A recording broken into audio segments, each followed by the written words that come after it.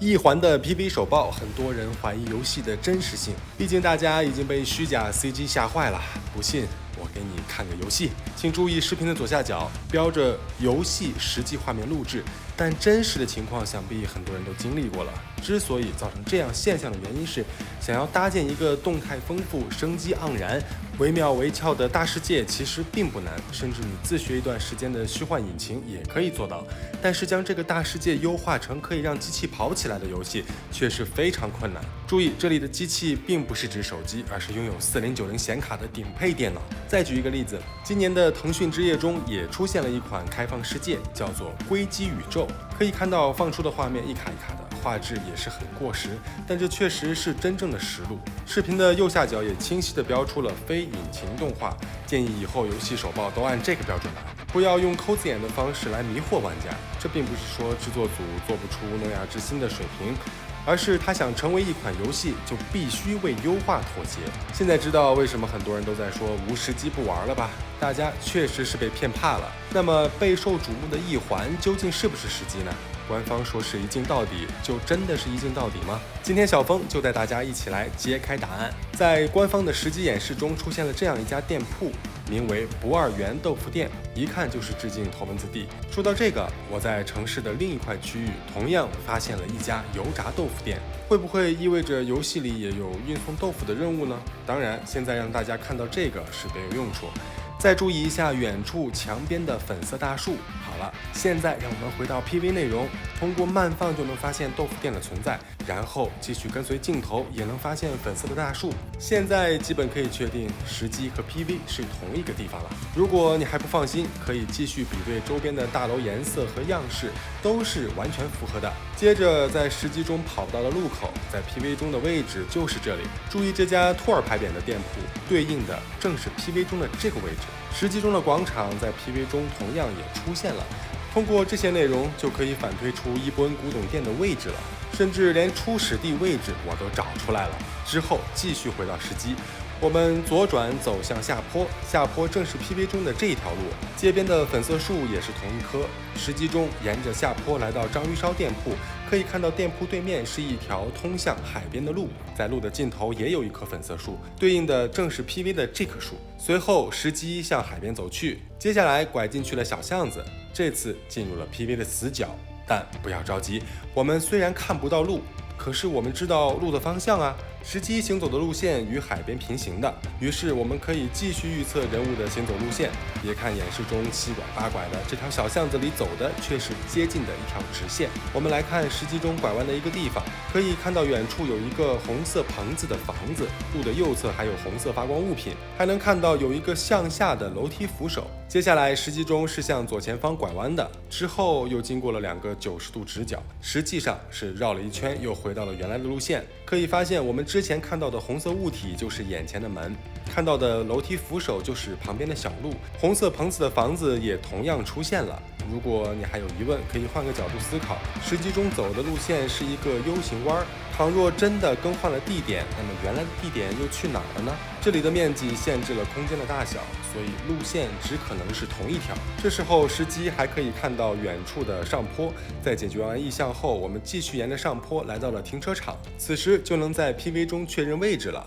停车场是靠近海边的，还可以看到远处的链锁大桥。让我们调整一下 PV 的进度，可以发现符合条件的位置是在这里，也就是说我们从地图的内部来到了地图的边界。接下来回到实机，开车行驶在沿海公路上，可以发现我们位于大桥的下侧，来到了第1个路口。这个路口在哪里呢？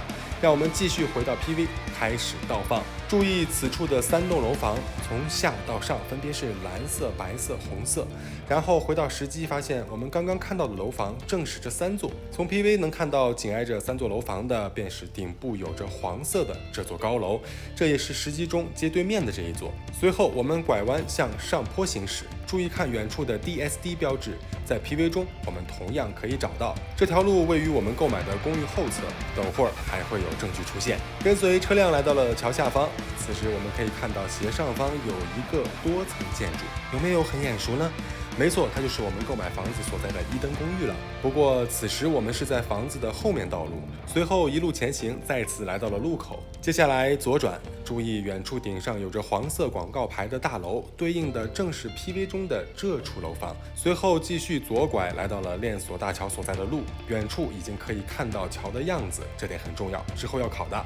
在道路的左边就是伊登公寓了，之后我们右拐，来到了 PV 中的这条路，一路狂奔来到了赛车改装店。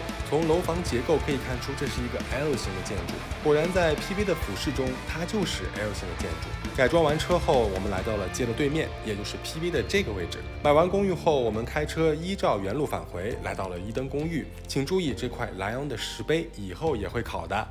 等我们看房结束，重新回到车子旁，上车后继续前行，方向是顶上黄色广告牌的建筑，之后左拐，可以看到旁边有一个红色的兔头广告牌，在经过后迅速的左拐，也就是 PV 的这个位置。接下来继续前行，快出路口的时候，已经可以发现右前方就是赛车改装店，位置是在 PV 的这个位置。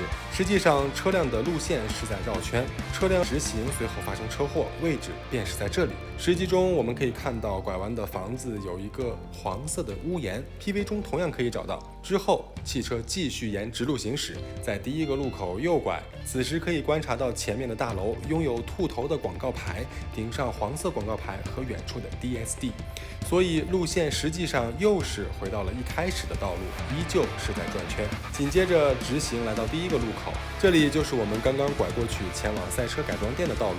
此时注意远处大楼绿色的广告牌，上面写着 PUGA， 后面也会考。车子继续直行来到第二个路口，从这里右转就可以回到公寓，也是大桥所在的路。车子继续直行来到 DSD 大楼下面，这里是我们第一次开车来的路，现在又返回去了。此时就能看清楚头顶是黄色广告牌大楼的全貌了，之后右拐重新回到大桥下面，所以 PV 的演示看似是参观了很多地方，实则一直在转圈。此时鬼火摩托出现，开始了追击战，路线便是 PV 中的这一条，穿过桥洞来到第一个路口，街边的楼上有着 DSD 的广告牌，也就是 PV 中的这一栋。随后注意旁边的这两栋房子，蓝色平顶和红色尖顶，也就是 PV 中的这个地方。之后继续追击，此时已经超出了 PV 的展示区域，想必很多人都已经被我绕晕了吧？没关系，这是小峰根据路线整理出的地图，真正的手搓地图。全网第一份一环实际地图，方向是有些误差的，但路线的结构是没有问题的。从 PV 显示来看，海特洛市分为两个区域，远处的是液化楼所在的区域，另一个就是实际演示的桥间地区域了。而实际演示基本是把桥间地区域逛完了，甚至还绕了两圈，是不是突然发现城市并没有想象的大呢？不过也从另一个角度证明了 PV 展示的就是实际内容，所有细节在实际中都可以遇到，大家也不用担心是虚假 CG 的宣传了。据说这只是半年前的版本，现在应该更加完善了。从目前的展示来看，存在一些素材复用的情况，尤其是广告牌，想让一个城市丰富起来是很难办到的。幻塔的京都是经过很多个版本的迭代才达到现在的巅峰的。一环的时机大体上已经展示出游戏的思路与设计方向是没问题的，接下来就需要好好打磨了。小峰是不是忘了些什么呢？说好要考的东西呢？接下来开始超硬核的解析。首先向大家道个歉，上次的视频 PV 解读出了一个差错，就是第三方阵营遭遇意外的时候，小峰说是遭遇了鬼火摩托，但通过慢放可以发现意外更像是遭遇了滑板异象，也就是说 PV 展示的是一个完整的故事。古董店正在抓捕滑板异象，之后一路围追堵截，刚巧遇到了送东西的三人组。PV 中发生的事情都是在同一晚，而且在理清楚路线之后，小峰也已经知道 PV 中的事件发生的地点了。让我们回到三人组登场的时候，可以看到左侧的是 DSD 广告牌，再前进一点，右侧是 PUGA 广告牌，之后也出现了兔头广告牌，所以路线是这个样子的。之后再看这个角度，左侧是 PUGA， 前面是过街天桥，远处是链锁大桥，所以路线是这样的。之后车辆进行漂移，还可以看到背景的链锁大桥，但这些都不重要，重要的是薄荷要处理的异象是在异化楼所在的区域，所以三人组其实是迷路了。不过也从侧面说明了 PV 确实是用实际场景拍的，不存在摆拍现象。尽管之前的道路出错了，但当翅膀女带人骑摩托送货的时候，路线却是正确的。可以看到，穿过隧道之后，她前往的方向正是异化楼所在的区域。接下来是异象事故的地方。从萝莉三人组回眸的场景来看，事故发生地点也是在异化楼所在区域，包括薄荷出场同样也是在此处。但是当白毛男拎走小萝莉的时候，地点却一下子转移到了伊登公寓，旁边还有着莱昂的石碑，也是在这里最终解决了异象。这说明异象的逃跑能力还是很强的，一路逃到这里才被解决。